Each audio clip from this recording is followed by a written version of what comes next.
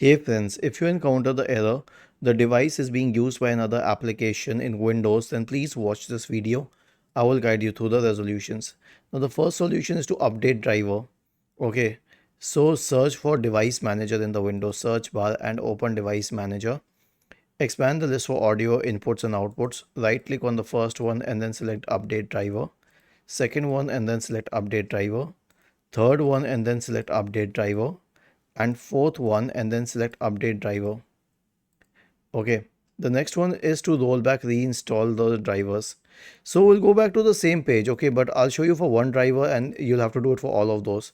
Right click on this and select properties, go to the driver tab and you'll find the option to roll back the driver. It may be grayed out. If it is grayed out, then you cannot do anything, but if it is not grayed out, then try rolling back the driver, and if that doesn't help, click on uninstall device. Click on cancel, select on action and select scan for hardware changes. And lastly, you can try restarting the Windows audio service. So search for services in the Windows search bar and open services, and then scroll down to with the Windows audio service. Right click on it and then select restart. Was this helpful? If yes, then please subscribe to the channel.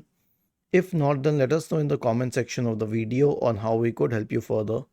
Thank you for watching this video and have a nice day.